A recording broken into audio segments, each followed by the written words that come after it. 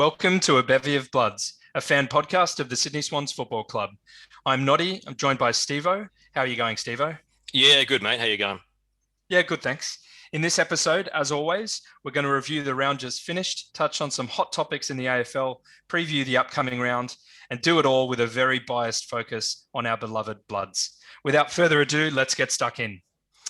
Okay, the round just finished. Let's have a look at how our Swannies did in round two, the first home game of season 2021. And what a way to start at the SCG on a sunny Saturday afternoon, with the Swans getting a solid victory, scoring 18, 13, 121 to Adelaide's 11, 22, 88. So, Stevo, first impressions, what did you think? Oh, look, it was great to get another win. I mean, if you told me 3 weeks ago it would be 2-0 at the start of the season, I'd be happy. So I'm just gonna sit with that and not try and get expectations too far ahead. I think just really pleased to see them get the win. Yeah, absolutely, mate. Okay, so reaction to team selection. I think we were pretty okay with Buddy Franklin coming in for McLean, even though McLean played well in round one. When it's Buddy, you make way for Buddy. So that's fair enough, don't you think? Yeah, I mean, McLean's unlucky. He played really, really well, but there's no shame in getting dropped for one of the greatest forwards that's played the game. And look, McLean's a good young player. He's going to be back. I think we'll see more of him.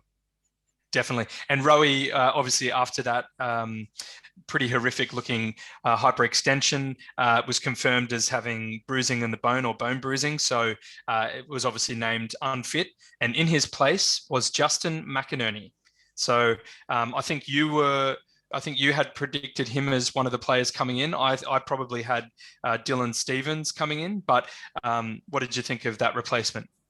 Yeah, I mean, I think both of them, either him or Stevens, would have been good replacements. They both offer a really good, clean running game. And as we saw, McInerney came in and had a really good game. So, yeah, it was a good call to bring him in.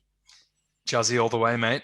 Okay, so what were your key takeaways for the game? We'll just touch on those before we dig into some of the details. Okay, I mean, it was a good win, and it was a solid win, like 30-odd points.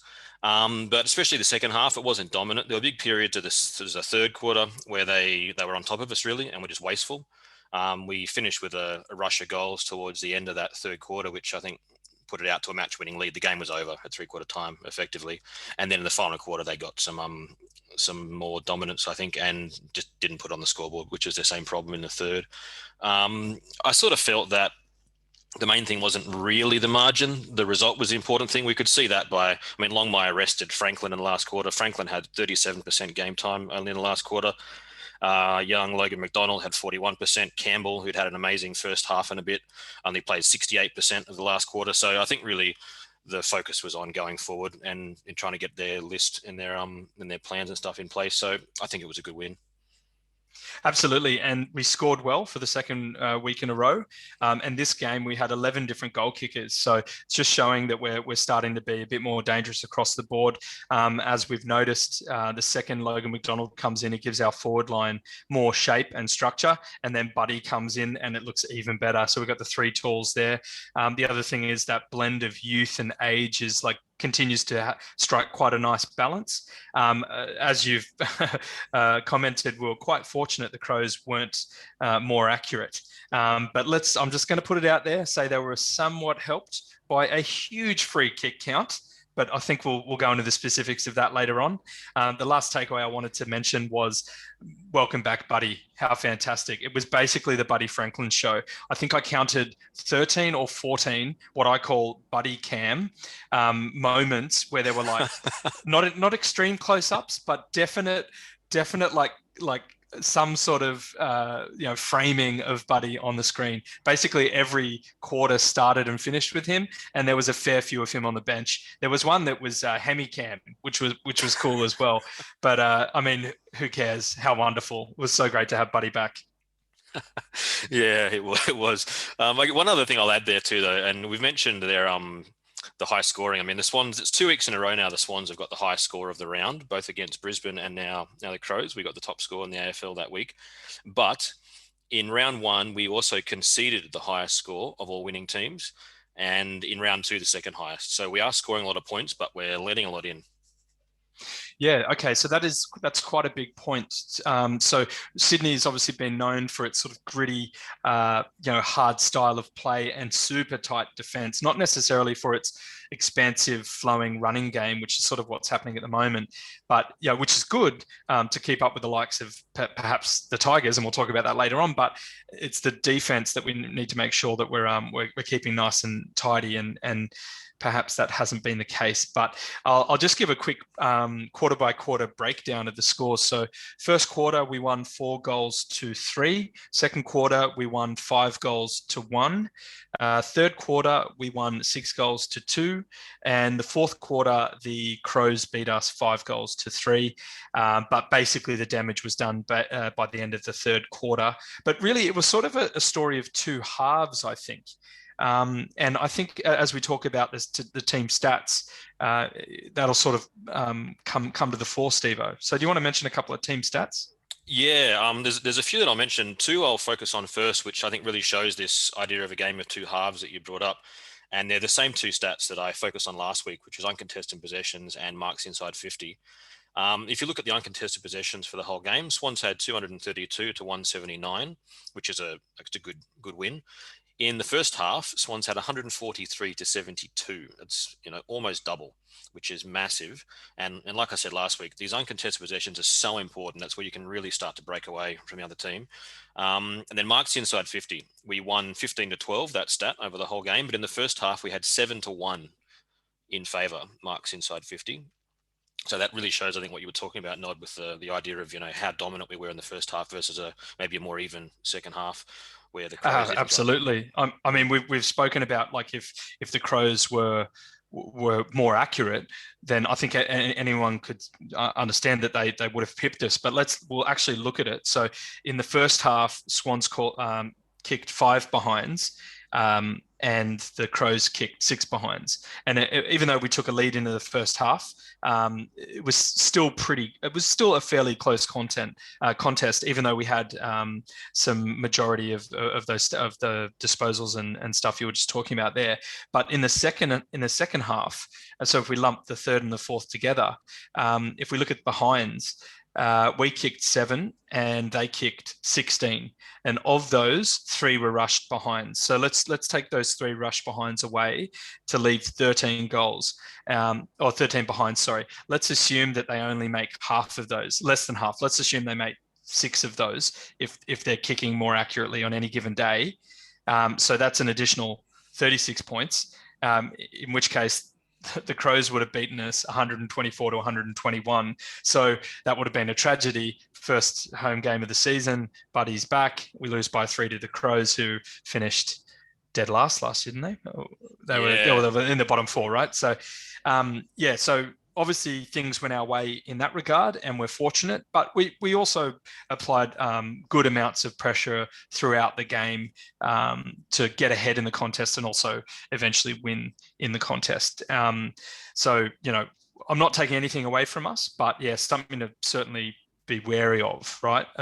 Take a cautious approach ahead. Yeah, definitely. And that kind of in tight stuff, which you talk about, those little things came up in the 1% stats too. And so 1%, we're talking about stuff like smothers, shepherds, blocks, spoils, knock-ons, chases, corralling, all of these things that don't normally pop up on the stat sheet. And according to the listed stats, at least we won that stat 53 to 33. I'm not sure exactly how they calculate what counts as a chase or whatever, but still, like, it shows that there was that effort around the ball to do the team things, which I really liked. And I think it comes out in the way that the Swans have been playing the last couple of weeks too. Like, they actually are. They're playing for each other, and 1%ers really show that, I think. Yeah, absolutely. And okay, well, let's jump straight into our favorite moment, Steve, because that's how the game played out. So, what were your favorite moments throughout the game? I got 2 that I'll bring up this week. Both involve Tom McCartan, who had a really great game, I think. And what I really want to do is show why he's so effective as a tall marking backman and why he's such a good intercept player as well when he plays on these big forwards. I think it's really hard to, because when you watch the TV and you watch the game, the camera follows the ball. And when you're watching the game live, of course, you follow the ball because you've got your eye on the game. So you don't really see a lot of what happens ahead of the ball and get an idea of what he's doing to get himself so well positioned, because we just see the camera and then all of a sudden McCartan's there in 2 meters of space taking a clean mark and his forwards floating around somewhere else. So what he does really well is body work and anticipation. So first of all, I'll talk about his body work. In the third quarter, 2:56, I checked on the tape. There's a kick out goes towards the wing. McCartan's on Walker, and we get a really good view of this because it's the behind the goal angle. We don't normally get this from the side to side, so you don't always get to see this stuff, but this is a good one to look at. So McCartan, he's aware of where his opponent is. As soon as he reads where the ball's going to drop, he initiates body contact himself, like he makes the effort to initiate the contact with Walker. It gets Walker away from that space where the ball's going to land, and in the end, McCartan gets in the perfect position. He drops a mark he would almost always take, but that doesn't matter because it shows the point that we're trying to look at, this early body contact and control of that dangerous space, which he does so well. And then the second one looks more at his anticipation. So in the second quarter, 8:23 on the tape, if you're looking back, there's a centre bounce. McCartan's lined up at fullback on Walker. Again, the Crows win the clearance. A long kick goes in towards Walker. McCartan reads the direction and the flight of the kick, backs himself to attack it rather than waiting for his opponent and be reactive. Follow his opponent, try and pressure spoil. He actually looks like a leading forward coming out, not a defender. And that's his anticipation, like his ability to read the flight of the ball in the kick and to actually back himself to go and get it rather than worrying in first about his man. And I think that's the reason why these converted forwards do so well in the back line. And we've had some really good ones. Their instinct is ball first. And the Swans have had, Leo Barry, Ted Richards, Heath Grundy have all come in that sort of way. And I think, we could have another good one in young McCartan. Absolutely. And I think didn't Reg Grundy, wasn't his first game or his first couple of games playing full forward and kicked a couple of goals before they swung him back and basically stayed there for the rest of his career? I think all three of those guys, Barry, Richards, they started forward. Yeah. Okay. Well, I mean, if it works, it works, let's keep doing it. And I think we were talking about the way that he's reading the ball and just sort of backing himself to attack it, leave his player. It actually looks quite similar to how Jeremy McGovern goes. And obviously, Jeremy McGovern is like one of the best fullbacks, or so backs in the game for that. He can get shown up every now and then on a bad matchup, but when he follows his instinct and chases the ball, he looks incredible. And honestly, patches throughout that game against the Crows, McCartan looked exactly like that. And that is so exciting, I think, for the Swans. Yeah, definitely. He's looking really good. So were they your two favourite moments, or any others? those two for me was it for this week, I think. Yep. Okay, mate. Well, I'm going to shout out a couple of mine. The first one was Buddy's first goal. Let's just say, welcome back, Buddy. Thank you, kind sir, for gracing us with your presence. We love you forever and forever. Basically, the play that I'm talking about was 10:21 in the first quarter. So Goulden, there's that name again. Dan. This is from our back. This is from our goal square. Dawson kicks in. He plays on. Kicks to Reid in the contest. Goulden handballs to Lloyd, who kicks to Warner, who kicks back to Goulden, and then Goulden kicks inside 50. Callum Mills runs a beautiful dummy line, and Buddy takes the mark right on the 50. And so he ends up going back for the shot around 9 minutes, 50 seconds. And he slots it. It's beautiful, 52 meters out, just like what he's been doing his whole career. Fantastic. Welcome back.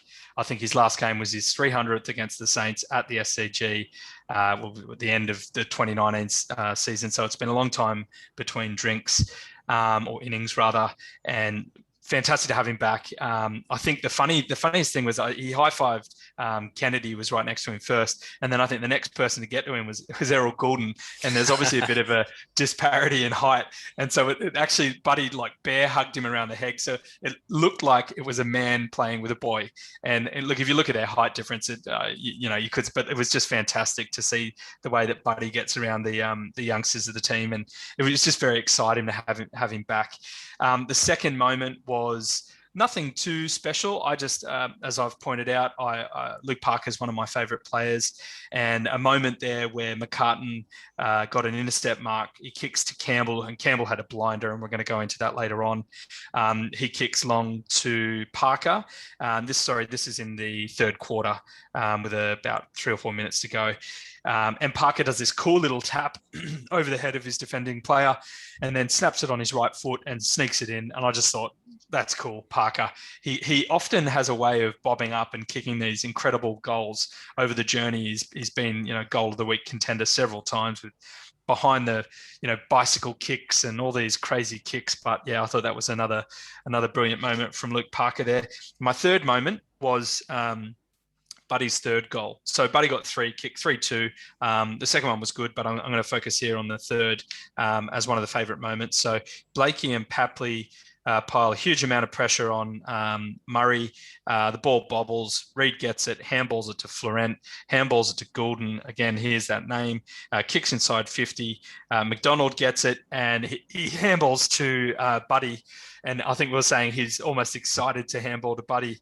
We don't know if it was excitement or fear, because I don't think he went to him earlier in the day, and then Buddy shot a look at him. So I think it was somewhere in between excitement and fear. But anyway, handball to Buddy, and Buddy kicks a goal, and that's right at the end of the third quarter. And that brought up the biggest margin of the game of 51 points. The Swans were ahead, and that ties into your point that it was basically over at that point, even though the Crows did come back. But yeah, so the other thing I will mention, they were my favorite game moments. I will have a quick shout out to a couple of people who were sitting next to where we sit in the O'Reilly, next to the rabble. A wonderful husband and wife by the name of Chris and Lisa. And as it turns out, Chris and Lisa's son, Tom, is Braden Campbell's longest friend, so childhood friend. So obviously it's been well documented that Errol and Braden are really, really good mates. They've been playing Aussie rules together since the age of 10. But turns out Tom is, I think, even an older friend, like primary school era. And they were there. It was their first AFL game live to support Braden, and just how fortuitous that they were next to us. And I think Tom had grown up playing soccer, so there was no crossover there like between Braden and Errol. But a wonderful thing happened. They were invited to Campbell's household on draft night. And so obviously when the Hawks bid and we matched and then selected Braden Campbell with pick 5 in the draft last year, at the Campbell household erupted, and Chris, Lisa and Tom were all there. And in fact, Tom was the first one to embrace Braden and say, "Well done, mate." So I was just so stoked to have met Chris and Lisa and learnt about the family and the connection. And apologies for the complete rabble that we were. There was plenty of passion flying about that afternoon, and a couple of bevies as well. But yeah, just wanted to have a shout out to them, and also thanks for letting me mention them in the podcast. So they were my moments, Stevo. It was a wonderful day out at the footy. It sounds like it was great. And that's fantastic. Like, a story like that to me is important, I mean, for many reasons, but one of the real reasons, because it shows the way that the Sydney Swans and what they're doing through the academies and stuff is growing football in New South Wales and bringing people. Like, you're talking about these people, it's their first game, right? And they've come to support someone who they've had a connection with their son over time. And this is bringing new people to footy. And I think it's fantastic. So yeah, that's a great story. Thanks for sharing. Yeah, and look, we'll delve into Campbell's game later on, but perhaps he was playing well because he knew Chris and Lisa were in the crowd, and maybe Tom was somewhere else with a group of mates having some beers. I don't know, who knows? But yeah, it was just a really cool thing, and yeah, it just made the day just that little bit more special. But why don't we go into the ABOB BNF? So the bevy of bloods, best and fairest, and then we can delve into a couple of player stats as we call out our 5, 4, 3, 2, 1. So Stevo, why don't you kick us off there, mate? Who did you see best on ground for us? My best was McCartan. 5 votes to McCartan. 4 to Campbell. Yep. 3 for Florent. 2 for Warner and 1 for Heaney. Okay, mate. I went with 5 for Campbell, 4 for McCartan, 3 for Florent, 2 for Goulden, and 1 for Warner. So we had a fair bit of crossover there. I think the only player I had... Did you have Warner? Yeah, I've got Warner. The only difference is I gave a vote to Heaney and you had Goulden in the votes. Okay, that was the difference. Yeah, everything else. I mean, Heaney also had a fantastic game, 3 goals. Effective around the ground. But let's start with McCartan. So we obviously spoke about him before with your favourite moments. Yep. But let's have a look at some of the stats or the things that he did that contributed to your picking him as 5. Oh, look, the number one thing for me, I mean, okay, we can look at his game stats. So he had 12 intercepts, which was the most in the game, 7 scorer involvements, 18 touches at 83% efficient, 6 marks, all really good stats. But the thing that kind of grabbed me, because I've been watching the game on telly, thinking, he's done well. McCartan's had a good game, and then at the end, the commentators were saying how he'd been up against Taylor Walker the whole game and conceded 6. And I thought, hang on. And I didn't remember that. So when I watched the replay a couple of nights ago, I actually looked at every single contest where the ball was kicked in towards Walker for the entire match. Like I tallied them up. And nice. Yeah. Good research. Well done, mate. This is what I do with my free time. And there's a lot of free time. As the regular listeners will know, I'm in Finland and we're on a bit of a lockdown. So I got a lot of time to watch footy games. Awesome. Yeah. And so anyway, so of the two main guys who played on Walker for the game was McCartan and Rampy. Of those contests where the ball came in towards Walker, Rampy was at 17 of those, and McCartan was at 12. So Rampy has had more contests than McCartan has. But significantly, of those 6 goals that people were talking about, 0 of those goals happened when McCartan was on Rampy. Was on Walker. Sorry, when McCartan was on Walker. And in fact, of the 12 contests that he had against Walker, he won 8. 2 were neutral and he lost 2. So that means that 2 out of every 3 contests that this bloke has had against the informed forward of the AFL, he's won. That to me is an impressive game, you know? Yeah, it was incredible. I mean, I think, he had all the stats that he collected, but he was just present, wasn't he? And he'd go up when he wasn't just roaming free and picking off marks at will. He was contesting in packs like we know he can do. And he was bringing it to ground. He missed a couple of extra marks and look, it just was a blinder. And if he can continue that form for us down back, in combination with Rampy and a couple of our other supporting third tools, then it's obviously we need to stem the flow somehow, but showing very good signs. So, all right. Well, so I think you had Campbell at 4 and I had him at 5. So why don't we touch on Braden Campbell's game? Obviously got the Rising Star nomination. So that's 2 weeks in a row. The Sydney Swans player has got a Rising Star nomination. And I think there was a fantastic article on the Swans app where they delve into the history of the Swans who have been nominated for the Rising Star and who have won. I won't go through that, but if you have the app, go onto it and it's a great read. But Braden Campbell, 25 disposals, 6 marks, 2 tackles, missed a goal again like last week, but doesn't matter. He was so effective around the ground. Maybe for Chris and Lisa, who knows? But I think he stepped up from round 1. Steve, how did you see his game? Yeah, he was excellent. I mean, everything that he did last week to show us that he was a very well justified top 5 selection. He improved on. I think he took some ownership of parts of that game, I think, which I really liked. Like he was very, very willing to be the go-to player to deliver that ball and to do it with authority. And that's how he ended up so high in my votes. Yeah, and he had a stack of meters gained. I can't remember. It was something like 12 kilometers or something. It was it was a fair chunk of ball movement and his run in the legs. I think. Did you say you sent a screenshot that he was rested in fourth quarter or? Yeah, I think in the last quarter he was 68% on ground. 68%. Oh, you mentioned that earlier. Yeah, that's right. Yeah. All right. Well, so I think we both had Ollie Florent, Oflo, at number 3. And I don't really have any major individual stats for him other than he keeps bobbing up, he's in the top inside 50 getters. He's 4th highest disposals. He was clean and he did a couple of really nice things, and he just continues to show form. Was that your read of Ollie's game?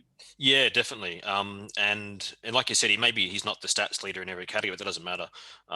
What matters is his overall game. And I think that he was very clean and damaging with his disposal. He's really smart and he uses the ball to open the game up. So on several occasions, because of a clever decision by Florent and a very clean disposal, it opened up attacking opportunities for us. And he did that regularly and he does it very, very well. So that's why I had him in the votes. Yeah.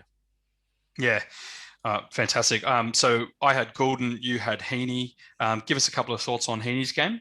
8 marks, 3 goals. That's my thoughts. That's a pretty solid effort for a medium forward.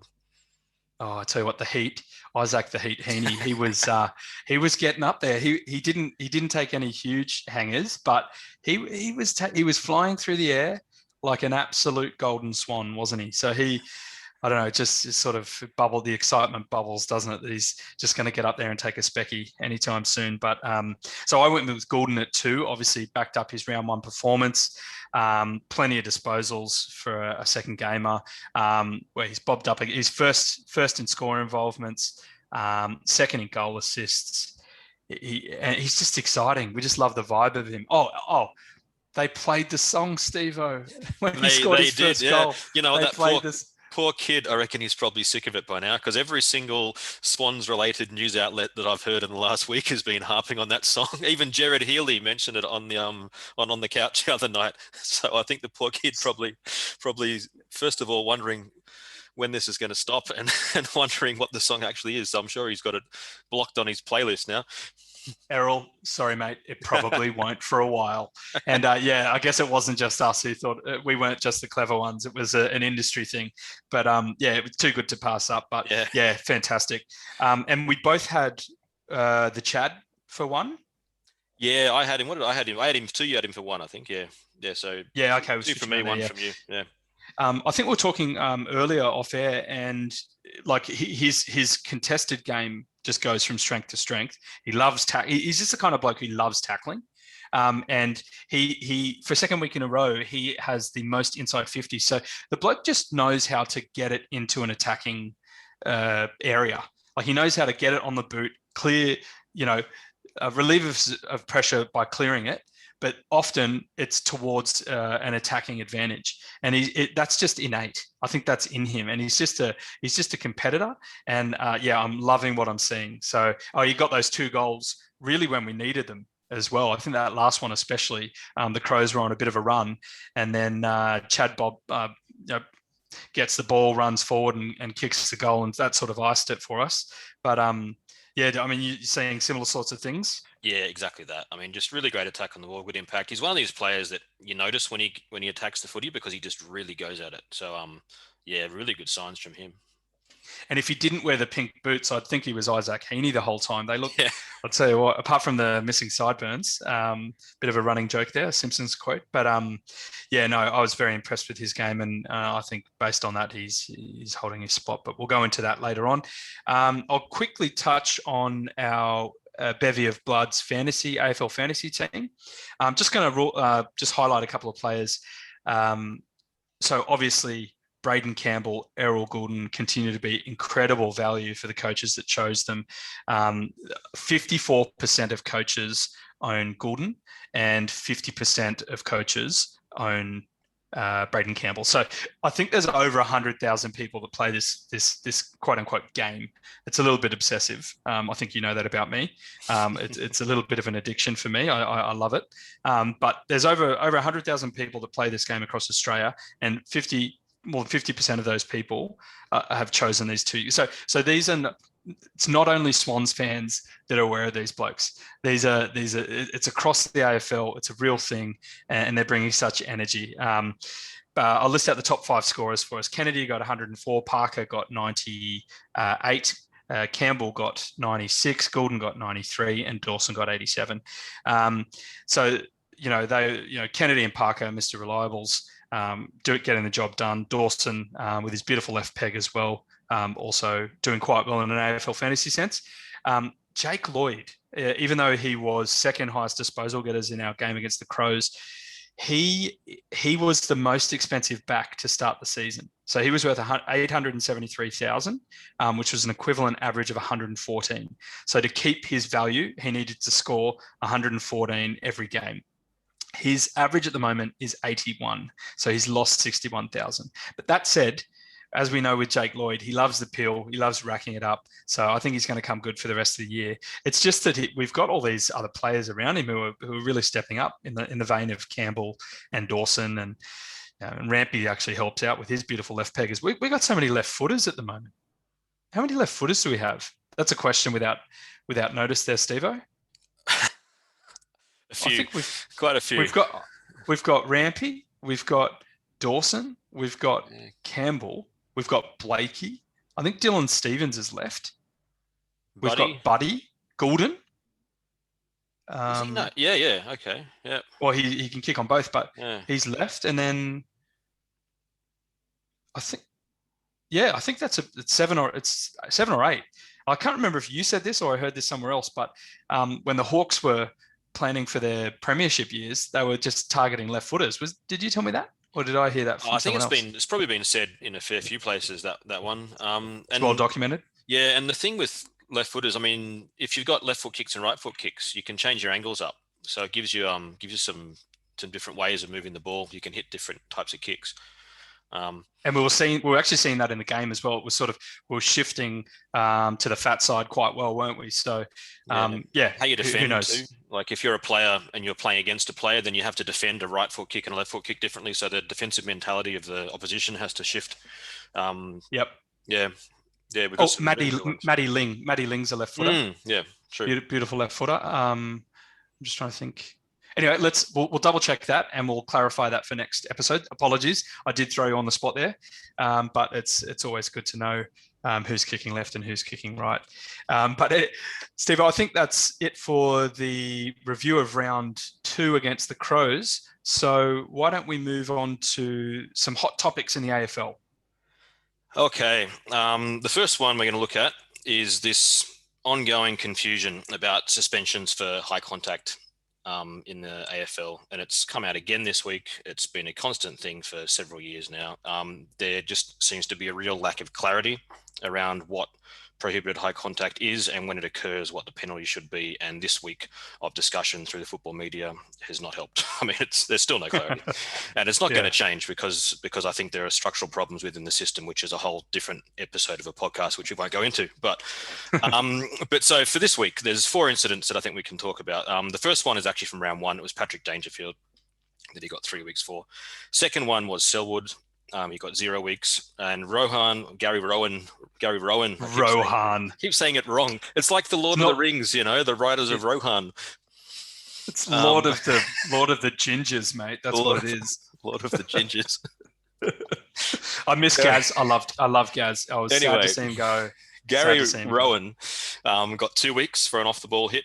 And then Sam Reid from GWS, not our Sam Reid, got 2 weeks for a high bump. In my opinion, I was trying to say opinion. In my opinion, all 4 of these were bad and they all deserved suspensions. The Rowan one, I think, was the worst of the lot for me. And the Selwood one was also bad. And I split these 2 up into the Rohan one and the Selwood one. I can't do it. I'm sorry. Finland has corrupted you, mate. I know you're saying it's Lord of the Rings, but you have some funky pronunciation coming out, mate. It's all good. Gaz Rowan. Yeah. Why is there an H there if it's just meant to be not said? Anyway, it's purely aesthetic. Yeah. If anyone can help us, if any listeners know why there's an H in that name, let me know. Anyway, so the Gary, I'm just going to go Gary. The Gary one was bad, and so was the Selwood one, because these 2 to me had nothing to do with playing football. And if you split things that happen on a football field into things that are to do with football and that aren't, so things that are physical and aggressive to do with football are stuff like like a legal bump, a shepherd, a smother, a tackle, a spoil, this sort of stuff where you make physical contact with a person and it's a part of the game. And there is stuff like what happened in the Gary one and the Selwood one that has nothing to do with playing football. And in the Gary one, he hit a bloke way off the ball with his fist or his hand or whatever he did. And then Selwood's case, he had a player who was limp and who was no longer contesting the ball. He knew that the thing was over because the umpire had blown the whistle, and he still dumped him on the ground. And to me, both of those things are dangerous. The first one, the off the ball hit by Gary Rowan, that was a couple of inches away from being the gaff hit all over again. A couple of his hand slips up a little bit and there's teeth everywhere and it's a disaster. He's just lucky that he didn't. And that's it. And yeah, he gets 2 weeks. And I think Gaff got 7 weeks or 8 weeks or 9 weeks. 8, yeah, but he demolished Brayshaw's mouth. Yeah, he did. It was like missing teeth and it was messy. It was awful. I actually felt my personal view on that one was that the suspension was not enough. But that's another conversation. The only thing about Gary Rowan, it was that obviously, you can't just retaliate, but there was a definite kind of collarbone neck punch from Lachie Neale. And obviously Gaz has completely overreacted and swung his right arm around it. And his right bicep hits like the top of Lachie Neale's, I think, right shoulder, and it bounces up and then sort of catches him in the jaw. And then he falls to the ground and stays down long enough for the cameras, everyone to pick up on it. But then he gets up and runs off and then waves three fingers at him. Doesn't have to go off. There's no head check. So don't we look at him staging as well?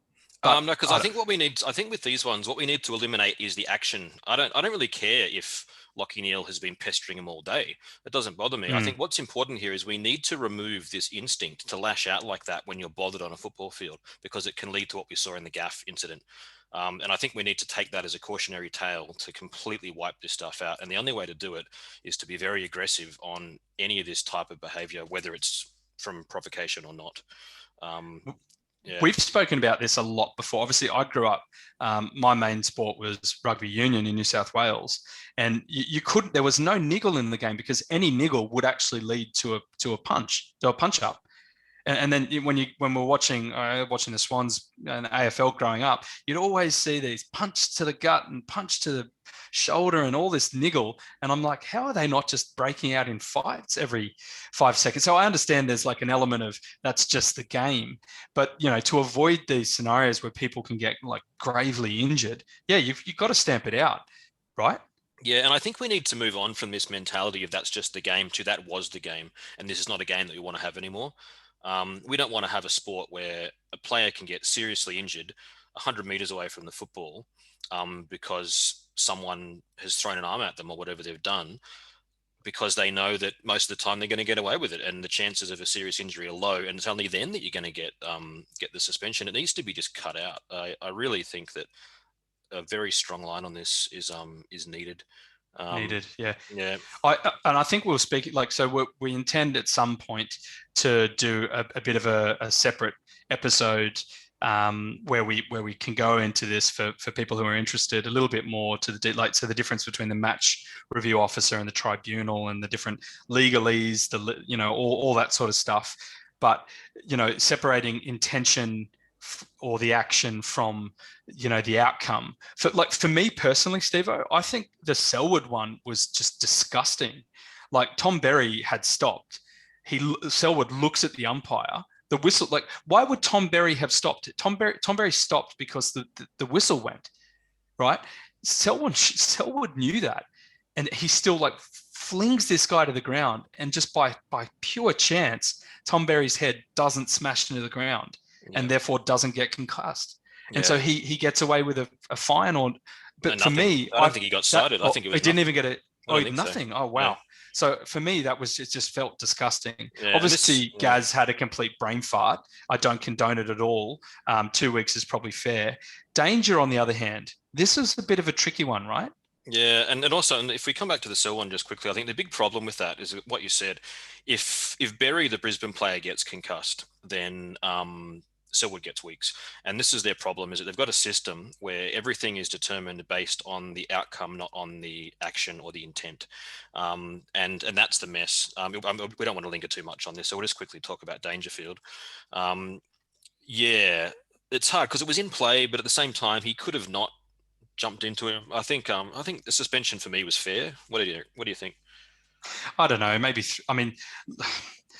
the fact that he broke, I think it was Brown, Adelaide's Luke Brown, I think, broke his nose and he was concussed. So obviously that's the worst outcome of these examples. I was at Nathan Fife obviously got floored as well, and he's going to have a couple of potentially weeks out for concussion. So maybe they were in that similar vein, just purely for the types of incidents they were. But for me, Danger, I thought, had a point saying, if he made a split-second decision to sort of change his position to protect himself more, and then in doing so, unfortunately, completely crumpled Brown. I think there's a little bit of, obviously the Danger show is, it is what it is, but I sort of half felt for him, but 3 weeks, he got 3 weeks. So I'm not going to fight it. But for me, that one was a little bit more gray than for example, the Selwood one. I thought the Selwood one was just disgusting. It was Sam Reid. I thought, I don't know. Sorry, before we move to Sam Reid, what did you think about Danger? Just that, I think you said most of it. Just that the thing I feel there again is that he's gotten 3 weeks on the back probably of nasty injuries to the player. Yeah. And that's it. It wasn't awful. It wasn't great. He probably shouldn't have done it, but 3 weeks. Okay. I mean, yeah, I don't mind. And Sam Reid, he got 2 weeks, right? Yeah, and again, I think this is one where it's about the injury to the player. Fife got concussed for an action by Sam Reid that I don't think looked that bad. It No. really, I think a bump like that happens so many times in a game, and it just happened that this time there was an injury. And I don't think you can have a system where everything is backwards engineered from the level of harm. You've got to look at the act and what the problem with the act was and the intent of the act. But that's not up to us, is it? Yeah. And look, we could go on and on Yeah. and on about this, but like let's park it. We'll develop our Yep. thoughts throughout the season as we see more incidents, because I'm sure there's going to be more of it. But yeah, let's leave it there today. I think you're going to give us a wrap up of the AFLW season. Yeah, we just want to talk about the women's season quickly because it's coming into finals time now. They've finished the regular season, so it's a good time. If you haven't been watching the AFLW through the course of the year, now is a good time to get into it because you're going to see the best 6 teams now every week. And we have seen a gap between the better teams and the newer teams in the AFLW for sure. So this week, you're guaranteed to see 2 games between 2 very good football sides, or 4 very good football sides, I should say. So it's ended last week in the regular season. So there's going to be 3 weeks of finals. Starting this week, they play a final 6 in the AFLW. So the top 2 get a bye in the first week. Teams 3 to 6 play elimination/qualifying finals. So Adelaide finished on top, the Crows, after a strong win against Collingwood in the last round. So they get a week off. Brisbane came second. They get a week off as well. So this week we've got elimination finals on Saturday, Saturday afternoon/early evening, I think. At least in finish time, they're very early in the morning. So whatever that translates to in Australian time. I think one's on at 4 a.m. here. So I'll have to get up to watch it. So Melbourne Fremantle and Collingwood versus the Kangaroos are the 2 qualifying finals. Who are you tipping, Stevo? I'm going to tip Fremantle and Collingwood in those 2 games. Yeah. And important thing to note with the AFLW also is the grand final gets played at the home ground of the top ranked team. So there's a good chance we'll have the grand final in either Adelaide or Brisbane since they've come 1 and 2 this year. For the whole year, I reckon Adelaide is my tip to take it out. Erin Phillips is their star player. She is sensational. Watch her, seriously. She is an incredible footballer and athlete. And another player that I'd love to tell you to watch, but I can't because her team, Carlton, didn't make the finals, is Darcy Vecchio. She's like a medium-sized forward from Carlton. She's very, very good, but yeah, we won't get to see her until round 1 next year. But yeah, we'll be giving updates on the finals the next few weeks. Were you following the Blues in the AFLW, mate? I was, because there's no Swannies team. I'd love the Swans to have a team in there. It'd be great. And you got to sort of follow a team to get excited about the game. So I didn't support the Blues, but I had a soft spot for the Blues because my favorite player, Darcy Vecchio, was playing for them. So yeah, it wouldn't be much of a podcast without you, mate. But you're treading a very fine line. I'll tell you what, blue bagger. I didn't sing the song when they won or anything. Like I didn't go that far down the rabbit hole of danger. That's good, mate. I'm glad. Yeah. So we obviously desperately want an AFLW Swannies team, so that way I could have another Swans team to barrack for. So I think it's in the works, but not there yet. I think you mentioned something about licensing and yeah, I guess there's 14 of the 18 AFL teams right now have AFLW teams, and in the original startup, only one went to New South Wales, and the Giants got that one. So the Swans are hoping to get one in the next few years. Their academy is coming along really well. We talked last week about the under-19 academy girls having a good win down at Geelong against the Falcons, and they're developing some really good-looking players. So hopefully soon.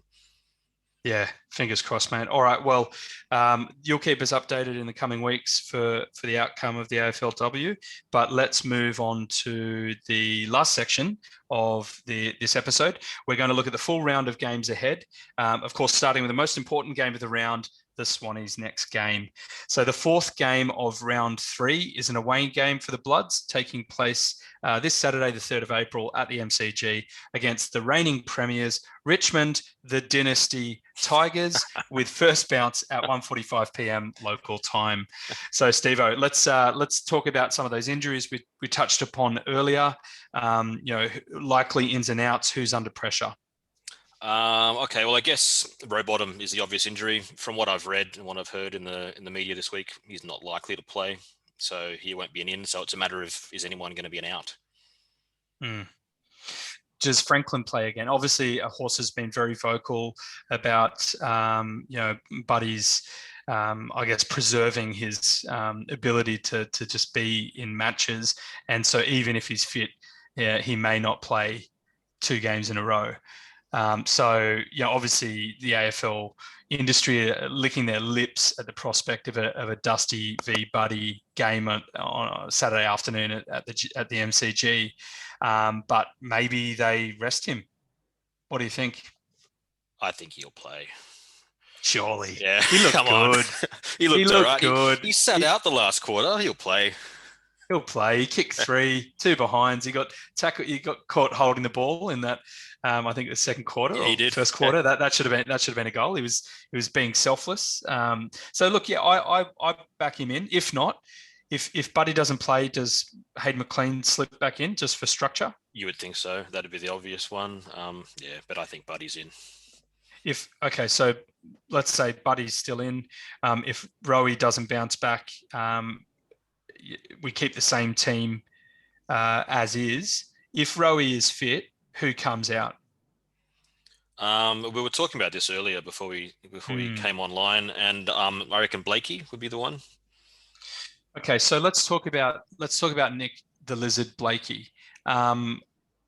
Obviously burst out of the gates in his first year in 2019.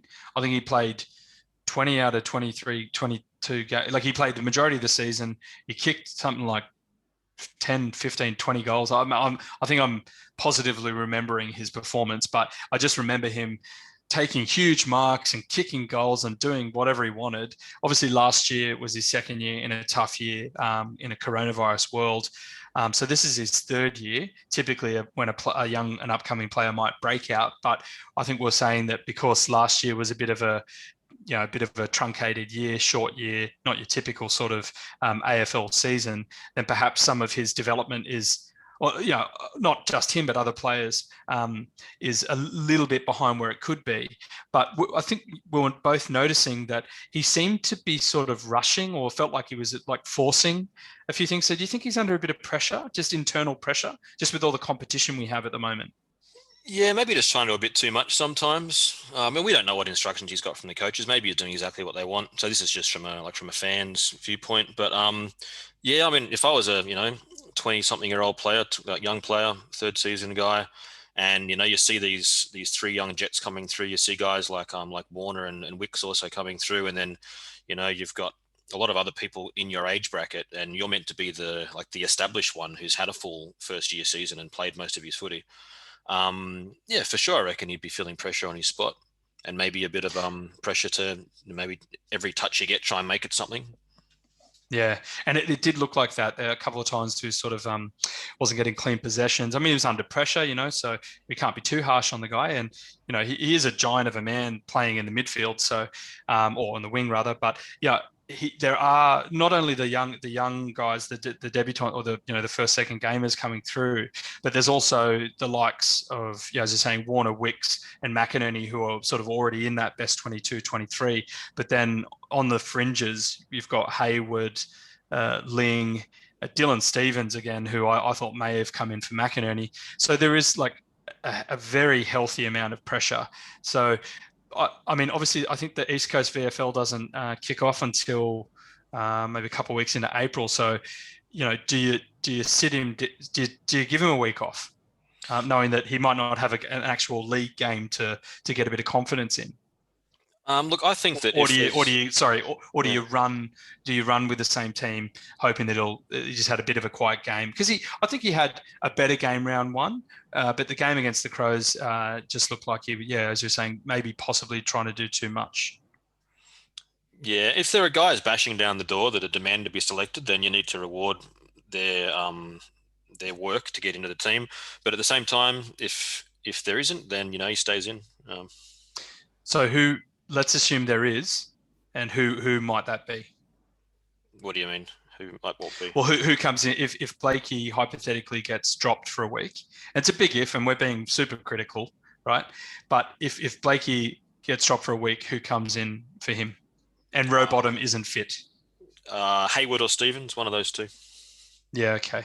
So I think probably if you are going to go down that route in that hypothetical scenario, then probably Stevens, because I think had been performing quite well, and it came down to McInerney and Stevens, I think, before the Crows game, and obviously Juzzy McInerney got the call, or the nod rather. So given that Blakey is that wing position that can drift forward or is a bit of a runner, I would think maybe Stevens could potentially get the call up. That said, Hayward was obviously the medical sub in round one, whereas Matt Ling was the medical sub in round two. So yeah, it is sort of a little bit hard to predict, isn't it? And obviously it'll come down to whoever's fit when they make those announcements, either today or tomorrow. But very interesting nonetheless. So which Swan flies high? Who plays well? I think Buddy's going to play. He's going to have a blinder. I mean, there's been so much criticism over the years, especially out of Melbourne, about the Buddy contract and everything. And I think those in New South Wales footy understand his value for bringing people to the game. And this week, I think the Victorians or the Melburnians are going to see that value when he brings in an extra 5 to 10,000 people to the MCG just to watch him. Yeah, weren't you talking about badges or something off Yeah, there? yeah. Dusty badges versus Buddy badges, and whoever sells more is the true current champion of the game or something like that. Yeah. We'll know Buddy's true value if he can outsell Dustin Martin badges in the gift shops at the MCG on Saturday. Yeah, me too. Look, I think if they roll with Buddy, and let's hope they do, his legs are a week better for it. I think if he even if he doesn't kick goals, he provides that extra target, that extra focus and attention from the Richmond backline, who are a sensational unit, right? Let's take nothing away from them, but hopefully we can keep the same structure we've got because it's been working. Okay, so what players do we need to look out for? Obviously, we've mentioned Dusty is the best player at the moment, has been for the past couple of years. So that's a bit of a granted. Here's a question for you, again, without notice, Stevo. Do we throw Hewitt onto Dusty? I know he's been playing in the back line, but he's also been very good at tagging roles in the past. Yeah, he'd be one. I'm not sure because he's so explosive, Martin. So who do you play on him? I mean, my guess is you probably roll a few through him over the course of the game to try and tire him out. But yeah, I guess Hewitt would be one. I think Heaney's got that sort of level of explosiveness, but you sort of want Heaney free to do the things that he can do, rather than focus on a shutdown role. But yeah, I mean, other than Dusty, shout out a couple of players from each line from the Tigers that we think are players that we need to be careful of. Well, the ones for me that always stand is their forward group because we know what we're going to get from their back line and their midfield a lot of the time. If their forward line fires, if their two big talls in Lynch and Revolt can get up and about, or even one of them can, and also if their big bunch of aggressive small forwards can have an impact, I think that's where the game could be won or lost. Yeah, definitely, and we know how brutal the Tigers can be. Especially, for me, it's about turnovers. I think it's just so predictable. They put these they all this tackle pressure. They squeeze and squeeze and squeeze. You lose possession, you bobble it, you turn it over, and then they just punish you. They just within seconds they punish you. So I don't know. I mean, we have been quite clean in the first two rounds. We've been skillful. We've been precise. So if we can carry that level of accuracy in our movements, then and limit the amount of turnovers we give them, but then still keep our that structure up forward with marking targets, at the same time trying to stifle their scoring ability. Obviously, we touched upon the fact that we've let in a lot of points in the first two rounds. Then maybe we can stay with them. I don't know. Yeah, I mean, I guess one thing that we cannot do is give them 33 scoring shots, or we're going to get thrashed, or give them a 2 or 3 goal start like we have the last 2 weeks. Yeah, absolutely. I mean, I think obviously I think about fantasy, and I think about players like Jaden Short, who's is primed for a massive year. Just the way he uses it off the halfback, he's a little bit like a right-footed Braden Campbell. He's got a punishing right leg, and he's looking brilliant. Really, just feeding their midfield and giving them so many opportunities of late. The other player for me for them is, I think it's Shai Bolton. He's just like looking more and more dangerous. He's a little bit like Chad Warner in the sense that he's just got this just raw talent to be able to clear stoppages. He just somehow gets in the right position, pick up the ball, spin out, and then just get it moving forward. So for me, there are a couple of, obviously it's a team effort for them. They're very open and public about the fact that it's a system and a style and a well-oiled machine, and pretty much anyone can come in and perform a role. But yeah, there are a couple of players I think who are looking the goods at the moment. But okay, Stevo, big question: can we get the W? Who are you tipping? I'm going with the Tigers, and I'll mention now, because I remember last week we talked about how the Swans are the bevy because they're the bevy of swans is the collective way to refer to a group of swans. I've been doing some Googling, and Tigers are an ambush of tigers. So this week we've got the bevy versus the ambush, and yeah, I'm with Richmond, I'm afraid. Okay, mate. So round one, we pulled the pants down from the Lions. They lost their pride, the pride of Lions. Round two, we murdered the murder of Crows. Well, we did, they can't, that's a lot of scoring shots, but we murdered the murder. And so this week it's the bevy versus the ambush, or rather the ambush at their home deck versus the bevy. And so are they lying in wait to ambush us, or can we ambush them because everyone thinks that they're just going to win? What do you reckon? I'm picking the Swannies, mate. Ooh. I'm picking the Swannies. I have a quiet fit. So long as we can run with them until half time, I think we're a good chance to run throughout the whole 4 quarters. Obviously, so long as we're scoring as we have in the first 2 weeks, and we tighten up our defense. Obviously, Rampy, as you said, Lynch and Rewalt. Well, you can imagine Rampy and McCartan hop on one of those and switch throughout the game.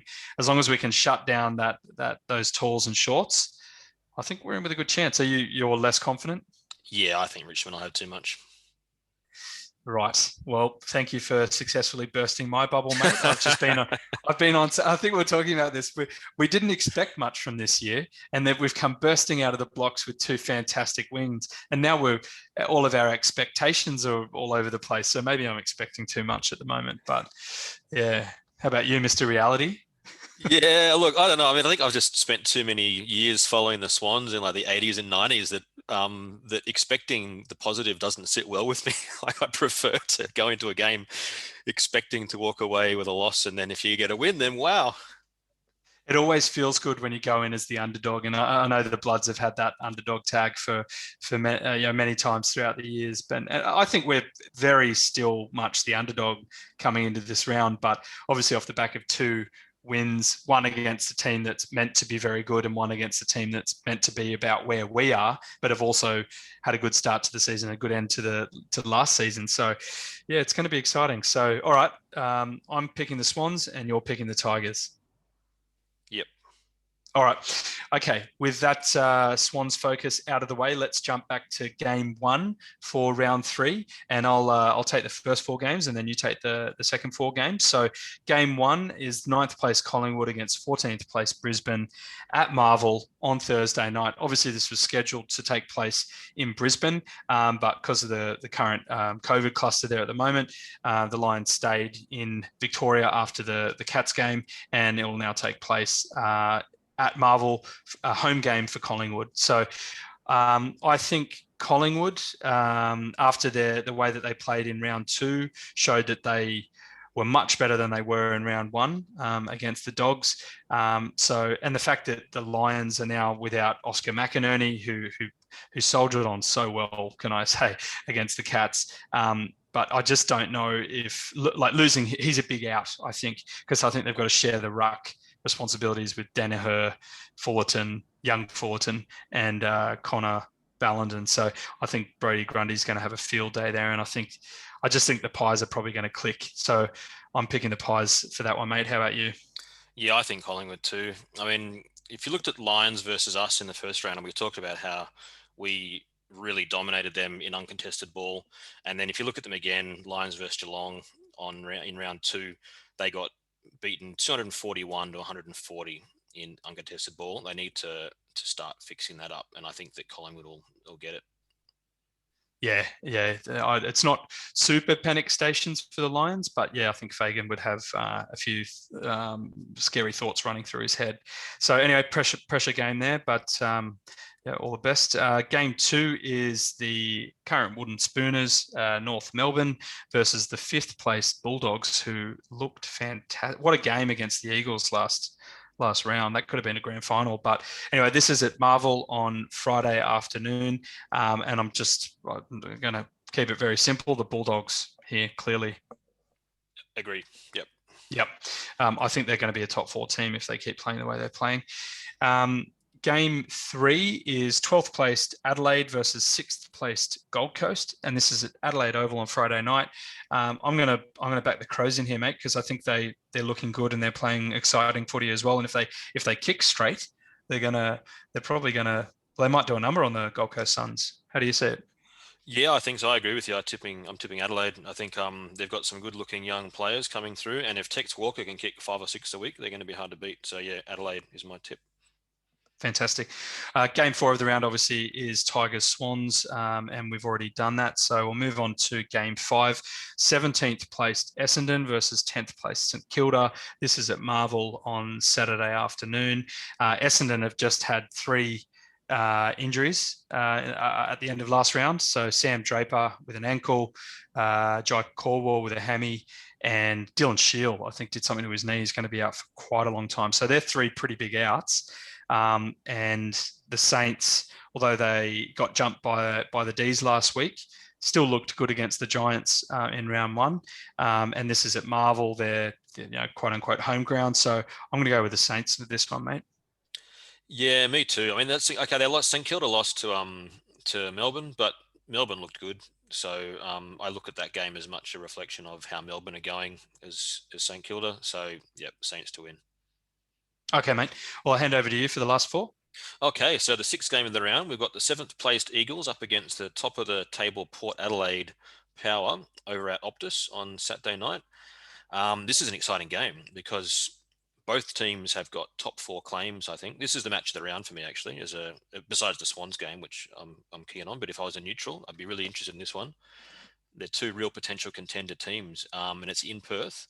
But I think that Port Adelaide, with the exciting style they're playing, and with former Swan Alia dominating their backline, I'm on Port to win. Yeah, look, I'm going to go with the Eagles only because it's at Optus. And again, this was a little bit like last week with the Eagles and Dogs. I do think it's going to be a close game, but I'm going to go the Eagles. A couple of reasons. I think Nick Nat was just off the hook last week. He was doing all those things I wish we had a ruckman did. no slide against Tom Hickey, but Nick Nat had it on a string. He got a bit of a finger to the eye from Steph Martin. Obviously it wasn't intentional, but hopefully he pulls up fine. I think Luke Shuey is touted to come back, and that's a pretty big in for the fact that he's the captain, and obviously adds that. He sort of reminds me of Luke Parker in a sense. That sort of just a very reliable player. That said, the 3 forwards for the Eagles continue to look great. Kennedy, Darling, and Allen. I don't know, but the Port Adelaide, they are looking very good as well, aren't they? So I'm going to go the Eagles just as a point of difference. Okay. Sure. Try and claw a few back. I think I'm ahead in the thing. Yeah. So it's not panic stations yet, but I need to do a couple of things to claw a few points back, mate. But so I could actually just tip the same as you for the rest of the year and I win. Yes, but let's keep it fun and real for the listeners. Yeah, we won't do that.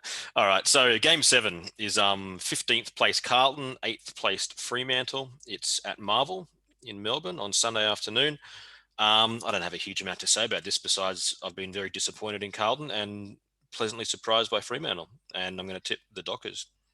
Yeah, my thoughts exactly. I'm going the Dockers.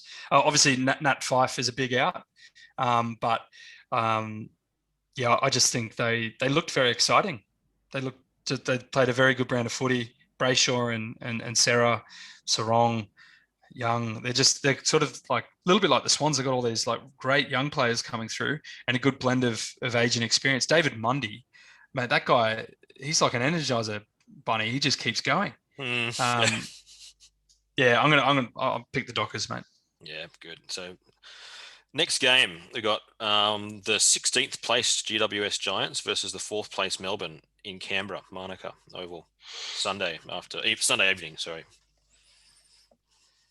Yeah, I'm not going to overthink. Yeah, I don't You have go, much to mate. say. I think Melbourne's going to belt them.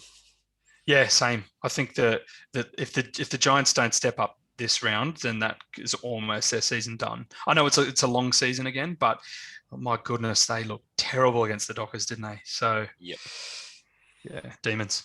Yeah, me too. And okay, so last game of the round, we got 11th place Geelong versus 13th placed Hawthorn Hawks at the MCG on Easter Monday. I reckon Geelong are going to have too much for them. I think Hawthorn have shown some good signs so far, but Geelong are a strong side. I mean, they had a slip out there against Adelaide first round. They came up against round to opposition that had also come off a loss in Brisbane. They looked pretty good. Brisbane came back at them, but again, Geelong was able to do the job when they needed to, and I think they'll do the job against the Hawks. Yeah, I mean that last call was a shocker against the Lions, but